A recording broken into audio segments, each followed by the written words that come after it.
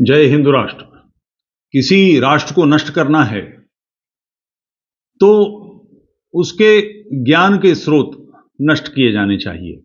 ज्ञान के स्रोतों का ट्रांसफर होने का माध्यम भाषा होती है। नॉर्थ ईस्ट में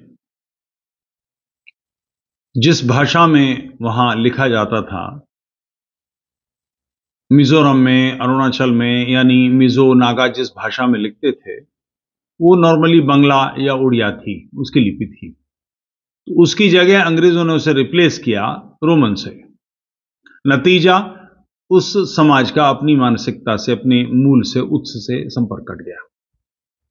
भारत पर जो सबसे भयानक आक्रमणकारी रहे हैं, इस्लामी आक्रमणकारी, उन्होंने भी इसका काम किया। उनमें जो सबसे अधिक दुष्ट लोग थे और चौकन्ने लोग थे, उनमें से एक था बाबर। वो अपने साथ, उसने भारत पर आक्रमण किया तो यहां उसने मदरसे एस्टेब्लिश किए। ये जो मदरसों का जाल भारत में है, इसका स्थापित करने वाला, बड़े पैमाने पर फैलाने वाला बाबर था, क्योंकि अपनी संख्या चाहिए थी, अपने विचार के लोग चाहिए थे, अपना चिंतन चाहिए था। इसी तरह का एक व्यक्ति और भी हुआ है, बख्तियार खिलजी। बख्तियार खिलजी वो व्यक्ति है जिसने हमारी जड़ों पर प्रहार किया। इख्तियारुद्दीन मोहम्मद बिन बख्तियार खिलजी, ये 1200 के आसपास का व्यक्ति है। नालंदा विश्वविद्यालय पर इसी ने हमला किया था और इस विश्वविद्यालय को उसने समाप्त किया था। आपके ध्यान में होना चाहिए, नालंदा विश्वविद्यालय बौद्ध शिक्षा का केंद्र था। ये जो जय भीम और जय मीम करते हैं, कम वक्त इन्हें मालूम नहीं होना चाहिए कि ये जो, और ये सारा का सारा धर देते हैं ब्राह्मणों के पुष्यमित्र शुंग ने अशोक को मारा, फलाने ने करा, सारा का सारा कुकर्म। इसको अंबेडकर जी ने लिखा भी है कि सारा का सारा बौद्ध मत को जहां जहां समाप्त करने का कार्य है, ये इस्लामियों का है। कजाकिस्तान, उज्बेकिस्तान, अजरबैजान, सिंकियांग, तुर्कियो, अफगानिस्तान, ये सारे बौद्ध क्षेत्र थे। इन सब को नष्ट करके वहां इस्लाम फैलाया गया। ऐसा ही बख्तियार खिलजी ने यहां विश्वविद्यालय को नष्ट करके किया। स्वाभाविक है, भारतीय उससे घृणा करना चाहिए भारतीयों को, मगर आश्चर्यजनक है कि भारत में बख्तियारपुर नाम का रेलवे स्टेशन है, गांव है, इलाका है। और एक और मजेदार बात, ये मीडिया से जानकारी में, पश्चिम बंगाल में एक गांव है जहां इस बख्तियार खिलजी को हिंदू और मुसलमान दोनों पीर मानते हैं। पता नहीं उसकी पूजा करते हैं कि नहीं करते होंगे। और उसके सम्मान में गांव के हिंदू भी पलंग, चौकी या काट पर नहीं, बल्कि मिट्टी से बने चबूतरे या मिट्टी के बिस्तर पे सोते हैं।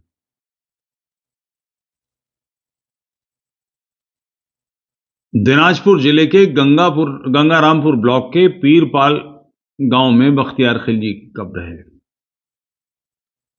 1206 में यह मरा था और इसे पीरपाल में दफनाया गया। इस गांव के लोग इसे पीर बाबा मानते हैं, इसलिए इस गांव का नाम पीरपाल डाला गया है। और बांग्लादेश का एक शायर हुआ है, उसने 1990 में बख्तियार के घोड़े पर एक तो पूरी किताब लिखी है शायरी की। उसे एक ऐसे इस्लामी शासक के तौर पर जाना जाता था जिसका, वो ये लिखता है कि जिसका इस्लामी अमीर और लोग अनुसरण करते थे। ये अफगानिस्तान के हेलमंड का तुर्किक जाति का बख्तियार लड़ाका था, बहुत जालिम था, बहुत बुरा। और उसने 1200 में बिहार में प्रवेश किया, नालंदा, विक्रमशिला जैसे विश्वविद्यालय नष्ट किए। फिर उसके बाद 1203 में बंगाल में सेन राजाओं की राजधानी नदिया नवद्वीप पर 18 घुड़सवारों के साथ हमला किया। मुझे विश्वास नहीं होता 18 घुड़सवार, ये हिंदुओं को पौरुषहीन दिखाने के लिए, और उसको 30 मार खा, उसके 8 हाथ थे और 14 पैर थे और 25 सर थे, इस किस्म की बातें फैलाने के लिए इन वामपंथियों का काम। 18 घुड़सवारों से कोई भी राजा नष्ट नहीं हो सकता, राजा नष्ट हो सकता। बहरहाल राजा लक्ष्मण सेन था, वो वहां से भाग गया था और उसके सारे इलाके पर कब्जा किया और उसने फिर अपना राज्य फैलाया। फिर इसके बाद ये तिब्बत पर चढ़ाई की। तिब्बत में इसको अच्छी टक्कर दी गई और उसके साथ के लोग मारे गए। तो इस तंग आकर, इसके पास 10,000 सैनिक थे, तंग आकर फिर इसके बाद फिर वापसी इसने की और असम से होता हुआ लौटा। कामरूप में हिंदुओं ने पुल नष्ट कर दिया और उसको दबोच लिया और वहां इसको मारा गया। अच्छी ठुकाई लगाई गई। कहते हैं कि इसके पास केवल 100 योद्धा बचे और वहां से सब बाकी लोग डुबो दिए गए। इसके बारे में उल्टी सीधी कहानियां भी हैं। ये इतिहास है। भारत पर बहुत आक्रमण हुए हैं और हम शत्रुबोध हमारा समाप्त हो गया, ये भी सत्य है, बड़े पैमाने पर समाप्त हो गया। ये मैं इसलिए कह रहा हूं, बख्तियार खिलजी के नाम पर इलाका, बख्तियार नाम रखा जाना, बख्तियार खिलजी की कब्र का पूजन करना, बख्तियार खिलजी के गांव में जहां उसे दफनाया गया है वहां पर बड़े उसका सम्मान करना, ये जो समाज कर रहा है, इस समाज पर कभी दबाव आएगा और जो आएगा बंगाल में तो आ ही रहा है। तो क्या ये लोग हिंदू बचेंगे? क्या ये लोग द्वंद्व करने की, युद्ध करने की, इस मानसिकता को पलटने की, पराजित करने की कोई कोशिश करेंगे, बदलाव लाने का प्रयास करेंगे, या केवल एक सामान्य व्यक्ति की तरह जीवन जीते रहेंगे?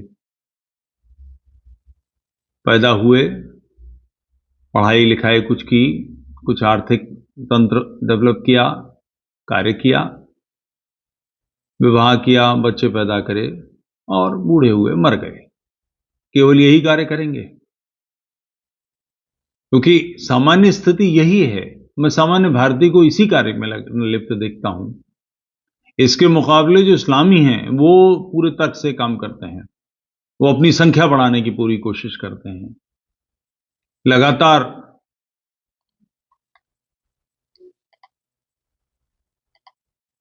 लगातार लोग इसके लिए कि वो कुफ्र को खत्म कर दें, ईमान को फैला दें, फसाद फेलर्स को खत्म करें, धरती पर इस्लाम होना चाहिए, बाकी सारे लोग खत्म हो जाने चाहिए, इस सब काम में लगे हुए हैं। क्योंकि एक विचारधारा है आइडियोलॉजी, और इस विचारधारा से निपटने के लिए कोई विचारधारा ही होनी चाहिए। 10वें गुरु गोविंद सिंह जी ने इसी विचारधारा से निपटने के लिए तैयारी की थी, मगर उनकी तैयारी भी मुसलमानों से निपटने की थी, इस्लाम से निपटने की नहीं थी।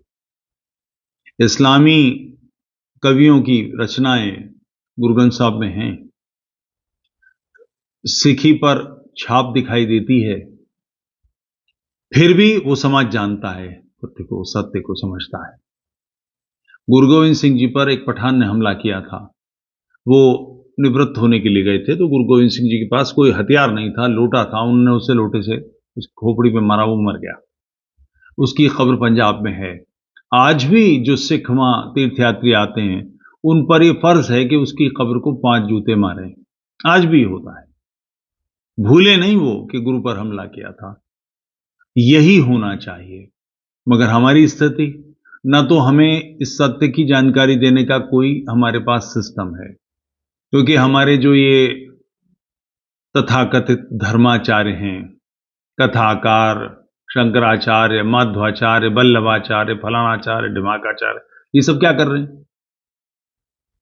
अद्वैत का, द्वैत का, विशिष्टाद्वैत का, द्वैताद्वैत का, गीता की कथा, रामचरितमानस की कथा, रामायण की कथा, श्रीमद् भागवत की कथा, ये सब कर रहे हैं। धर्म की इसमें कोई समझ नहीं है, और किसी को इसके ख्याल हो कि यही धर्म है तो वो महामूर्ख है। मेरे कई मित्र हैं जो मुझसे इस बात पर तर्क करते हैं, बात करते हैं, उन्हें इसका समझ ही नहीं है कि धर्म नहीं है, ये व्यक्तिगत आस्थाओं का विषय है। आप करना चाहें कीजिए, नहीं करना चाहे मत कीजिए। धर्म बिल्कुल इससे भिन्न चीज है। ईश्वर को मानने न मानने से धर्म का कुछ भी लेना देना नहीं है। बहरहाल हमारी जो संस्कृति है, हमारी जो परंपरा है, उसको नष्ट करने वाली विचारधारा के खिलाफ हमारे मन में कोई बात नहीं है। उसका कारण यह है कि हमें ये बताने का तरीका ही नहीं है। न तो तथाकथित आचार्य, हमारे आचार्य कहना ठीक नहीं कि हमारे आचार्य बिल्कुल भी नहीं है, वो बिल्कुल निजी दुकान चलाते हैं। कोई पेट्रोल बेच रहा है, कोई सीए है, कोई वकील है, कोई दुकान चलाता है, कोई परचून बेचता है, कोई कपड़े बेचता है, ये राम का नाम, ये कृष्ण का नाम बेच रहे हैं, इससे ज्यादा कुछ नहीं करते। अन्यथा भारत के, राष्ट्र के जो शत्रु हैं, उनके प्रति इनके मन में कोई कठोर बात क्यों नहीं है? ये समझते क्यों नहीं इस बात को? ये तो सीमाहीन बात है, असह्य बात है कि बख्तियार खिलजी की कब्र पूजी जाए। जाटों को देखिए, कृष्ण जन्मभूमि का मंदिर तोड़ा, ब्रज के क्षेत्र में उनकी रियासतों पर, उनकी जमींदारियों पर हमले किए, मार खा ली, पीछे हट गए, फिर भी तैनात रहे। और जब दांव लगा, अकबर की कब्र खोद के, सिकंदरा में जो कब्र है, उसके कब्र में शौचालय बना दिया, 3 महीने तक टॉयलेट बना रहा, उसकी कब्र खोद के उसमें हकते रहे। शत्रुबोध इसे कहते हैं, ध्यान रहे। और यहां पर ऐसे ऐसे उल्लू के पट्टे हैं जिन्होंने अकबर महान था किताबें लिखी हैं, अकबर को कोर्स में डाला है। ये जो अलीगढ़ स्कूल है, इन सारा इतिहास में बकवास करने वाला, ये उसका काम है। तो न तो हमें कोर्स से पता लगता है, न हमारे आचार्य बताते हैं, न हमारे पास कोई परंपरा है। हम बचेंगे? जिसे हम कहते हैं वो है क्या? इस प्रश्न का उत्तर मुझे मत दीजिए, स्वयं को दीजिए। विचार कीजिए कि हम कर क्या रहे हैं। जय हिंद राष्ट्र।